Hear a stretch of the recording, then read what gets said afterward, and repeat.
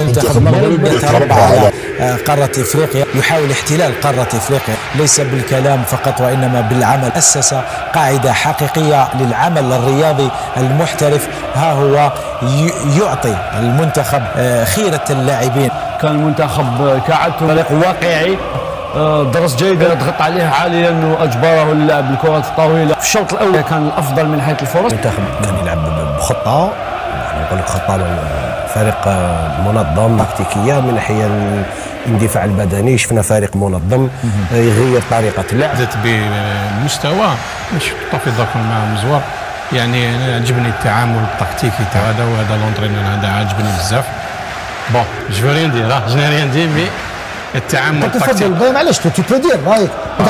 جي با لا بريتونسيون دو دير سا، مي التعامل التكتيكي تاعو عجبني بزاف. تاكتيكمون يلقى الحلول كما قال عرفة. البلوز امبورطون سي لا كونيكسيون انتر لي جوار، يا ان غروند كونيكسيون، سي بور سا كيز افونسي ابارتير بالك 35 مينوت حبس لا كونيكسيون هذيك، ولا ما يلقاوش بيناتهم، ولاو يزيتيليزي ميم لو جو نو.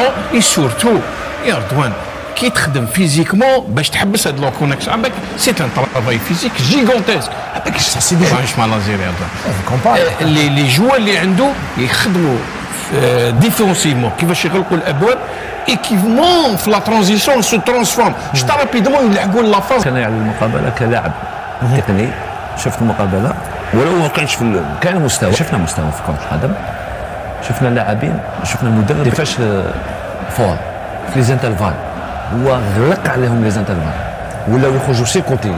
تسمى درسهم جيد، درسهم ليكيب ادفيرس باش منحهم بالانترفال هذوك اللي هما البوان فور تاعهم. واش دار؟ شفنا اللمسه تاع المدرب بان سورتو اون دوزيام ميتون، ولو شفنا نحن باللي كانوا قادرين يخلصوا المقابله، بصح شفنا كانوا بلاص.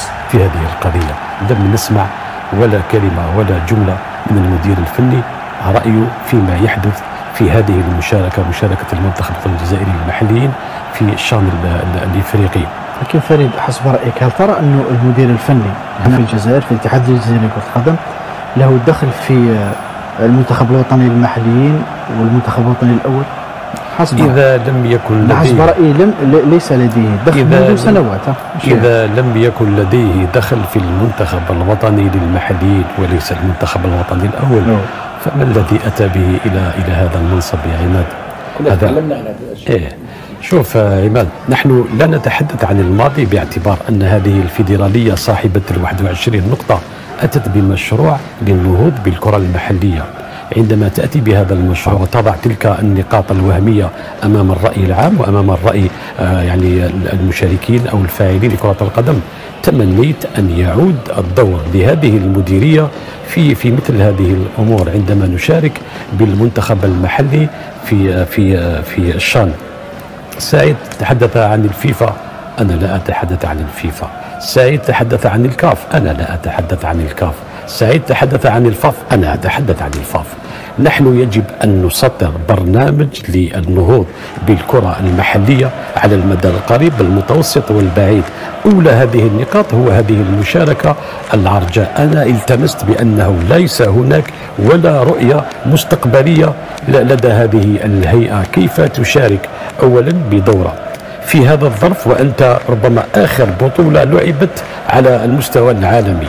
أنت منذ يعني بالكاد منذ شهر أو أقل من شهر أنهيت البطولة.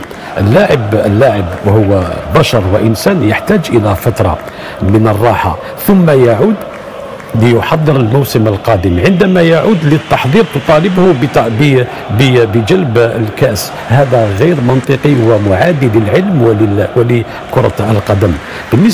بالنسبة لمجيد بوقرة، هذه الجزئية أنا أختلف ربما مع السعيد. مجيد بوقرة أتى بذلك الفكر الذي رفع به مستوى التطلعات والطموحات في كل المشاركات، وهي ثقافة كانت غائبة يعني لدى المدرب سواء المحلي أو الأجنبي في الجزائر. نذهب للمشاركة ونحاول الاختفاء وراء بعض الأمور. مجيد بوقرة ذهب مباشرة لتحديد الهدف ويقول سوف أعود بالتاج. أي نعم، الجملة يعني إيجابية ومفيدة، لكن بالعودة إلى الإمكانيات وإلى الظروف لا أظن بأن الأمر منطقي من الناحية العلمية. يا مجيد، أنه مجيد بوقرة يريد أن يضع مسؤولي كرة القدم في الجزائر والمسؤولين على الرابطة وعلى البرمجة وعلى التأخر في نهاية الموسم، يريد أن يضعهم في الصورة وفي أرض الواقع عندما يقول لك أذهب إلى التتويج، عندما لا سوف إذا لم يكن هناك تتويج لا قدر الله، إذا كان هناك إخفاق وضع نفسه هو لا لا هو لكن هو يقول احنا ما قلنالكش تروح جيب لنا الكاس، لكن هو تم التعاقد معه وأجبرته الاتحادية على هدفين، هدف التتويج بكأس افريقيا المحليين وكأس العرب، هكذا فرق. الحديث عن الأهداف، من أهداف مجيد بوقرة مع المنتخب الوطني المحليين، ربما هو أمضى على عقد بموجبه يشارك في مسابقتين كأس الشان وكأس العرب. برأيك هل يكون مستقبل مجيد بوقرة مرهون بنتائج المشاركة في الشان حسب رأيك؟ في تخبط الفاظ في الرؤية تستطيع هذه الهيئة أن تحتفظ بمجيد وهو يخفق، كما باستطاعتها أيضا أن تقوم بتنحيته بعد الإخفاق. لماذا أقول هذا الكلام؟ لأنه عند مجيد بوقرة لم تكن الفاف مستعدة للمشاركة في الشان، وربما مجيد هو الذي أقنعها بالعودة للمشاركة. لذلك أنا أؤكد لك بأنها تفتقد للرؤية. أعطيك نقطة